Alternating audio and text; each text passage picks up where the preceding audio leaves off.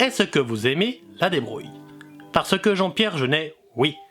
Né en 1953, il débute sa carrière dès 1978 avec quelques clips, publicités et courts-métrages. Puis vient ensuite sa carrière cinématographique dès 1991 avec Delicatessen.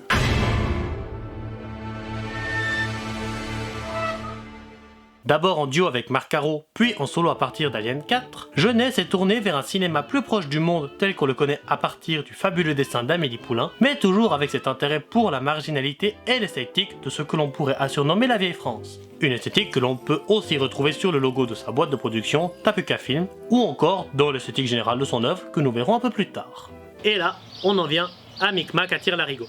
Le film nous raconte l'histoire de Basile, incarné par Danny Boone. Il s'agit d'un homme ayant perdu son père à cause d'une mine à Bir Anzaran, dans le Sahara occidental, puis son boulot et sa maison à la suite d'une balle perdue lors d'une altercation. Recueilli par une joyeuse bande d'indépendants recyclant tout et n'importe quoi depuis la décharge qui le sert de refuge et habitation, Basile va alors se mettre en tête de faire tomber les deux entreprises responsables de ses malheurs par ses propres moyens. Moyens qui se basent sur les vols, les sabotages et espionnage des plus discrets.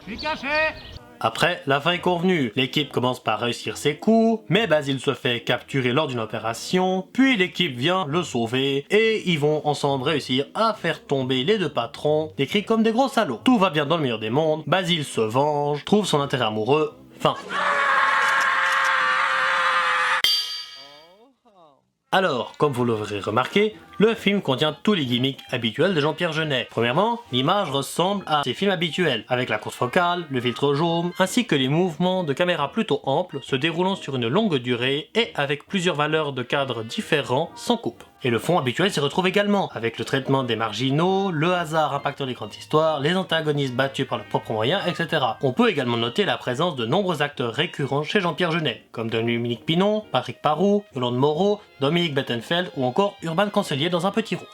Mais je ne vais pas vraiment développer sur ce sujet car ce n'est pas ce qui m'intéresse. En plus, il y a déjà la rétrospective de Durandal sur le réalisateur Jean-Pierre Jeunet. Vous avez les liens dans la description.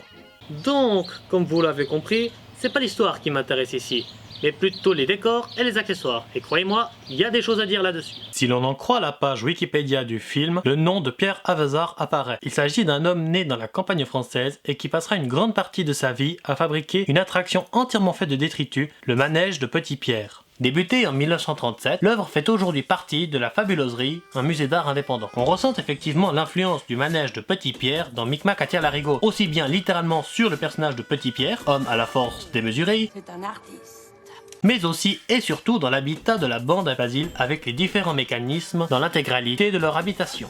Mais au-delà de Pierre Avezard, on peut également y voir beaucoup du travail de l'artiste Jean Tinguely. Né en 1925 à Fribourg et mort en 1991 à Berne, et époux de Niki de Saint-Phal, son œuvre s'est majoritairement composée de rouages et machineries détournées à partir de matériaux composites. Il est d'ailleurs inscrivable dans le mouvement Dada selon certains historiens de l'art. Son travail questionne généralement tout ce qui se rapproche à l'utilité ou l'inutilité. Et encore une fois, le personnage de Petit Pierre reprend des éléments de Tinguely. Regardez ses machines automates par exemple. Contre la souris, l'haltérophile ou la danseuse, si l'on accepte ce dernier automate exprimant la solitude du personnage en rapport au plan précédent, à quoi servent les trois autres cités? À l'exception du robot gendarme qui développe un peu le lore de Micmac à Tire-Larigot. C'est Max, ici on est chez lui. En échange, la nuit, on est ses oies du Capitole. Si des voleurs se pointent...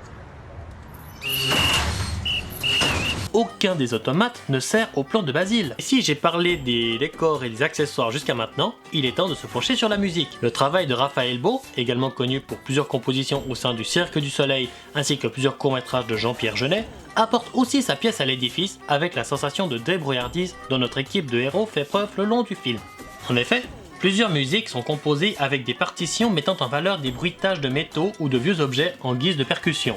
Une technique musicale très intéressante que l'on retrouve dans de nombreuses autres œuvres, comme par exemple le thème du laboratoire de Kafka dans Final Fantasy VI.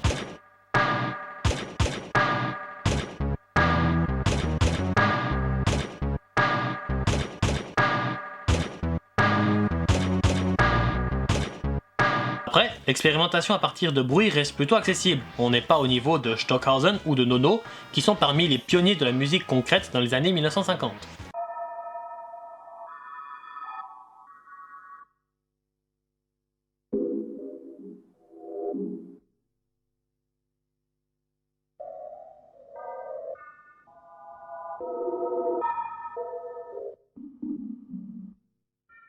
À présent, il est l'heure de conclure.